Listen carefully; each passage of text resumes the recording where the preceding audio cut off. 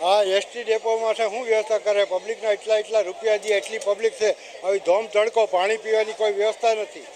Route ઉપર બસ મૂકતા નથી, એક્સપ્રેસ બસો જ મૂકે. મોદી સરકારને શું ભૂખ આંબી ગઈ છે કે ગુજરાત સરકારને ભૂખ આંબી ગઈ છે? પબ્લિકના રૂપિયા લૂંટે છે પણ વ્યવસ્થા તો કંઈ દેતા નથી. પબ્લિકને કોઈ કહેવાવાળું છે નહીં, કોઈ સાંભળવાનું નથી. અધિકારીઓની મનમાની હાકે છે. 7 વખત ફરિયાદ કરીએ, લેખિત દઈએ, તોય કોઈ જવાબ આપતું નથી. અમારે કેની પાસે ફરિયાદ દઈને કરવી?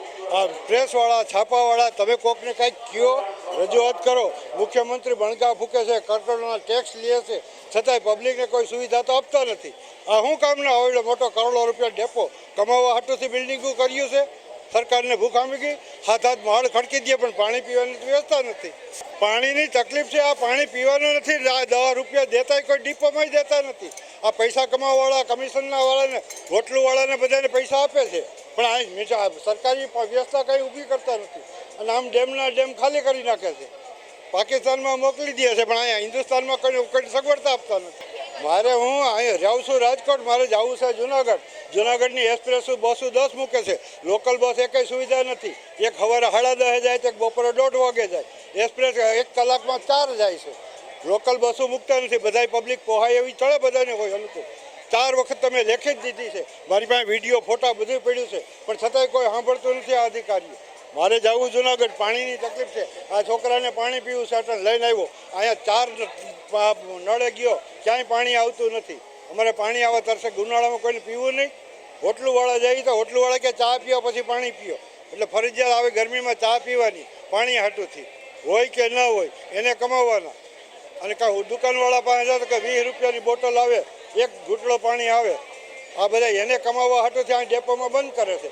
આ દુકાનવાળાને પાણી મળે ને આને નથી મળતું. મારું નામ જયંતિલાલ ગીગાભાઈ ભરાડ, આરડી મકવાણા. એમાં બેન અમારે શું છે કે આ પીપીપીના ધોરણે બસ સ્પોટ ચાલતું હોય, એટલે અમારે ત્યાં સ્પેશિયલ સુપરવાઇઝર એના માટે મૂકેલા હોય. એટલે એ સુપરવાઇઝરોને હમણાં અડધી-પોણી કલાક પહેલાં જાણ કરેલી હોય કે જે પાણીની વ્યવસ્થા ત્યાં વોટર પંપ છે ને એ ખરાબ હોય બેન. પછી ઉપર ટાંકીમાં થોડી પાઇપલાઇનનું સમારકામ ચાલતું હોય, એની જાણ કરેલી છે. એ લોકો ત્યાં રિપેરિંગ કરે છે અને થોડા સમયમાં ચાલુ થઈ જશે બેન. ના બેન, એમાં શું ક્યારેક આવા પ્રોબ્લેમો હોય તો એના કારણોસર આવું બની શકે. બાકી તો રેગ્યુલર બેન દેખરેખ રાખતા હોઈએ છીએ અને બેન મુસાફરોનું સચવાય એવી વ્યવસ્થા કરતા જ હોઈએ છીએ. હા બેન, હવે અત્યારે ત્યાં સમારકામ ચાલુ છે વોટર પંપનું અને ઉપર થોડું લાઇનનું, એટલે એને કીધું તાત્કાલિક ધોરણે કરી અને પાણીની વ્યવસ્થા ચાલુ થાય એવી વ્યવસ્થા કરશું. કલ્પેશભાઈ, મેં રાવકી ગામથી આવી છે ને જામનગર જવાનું છે.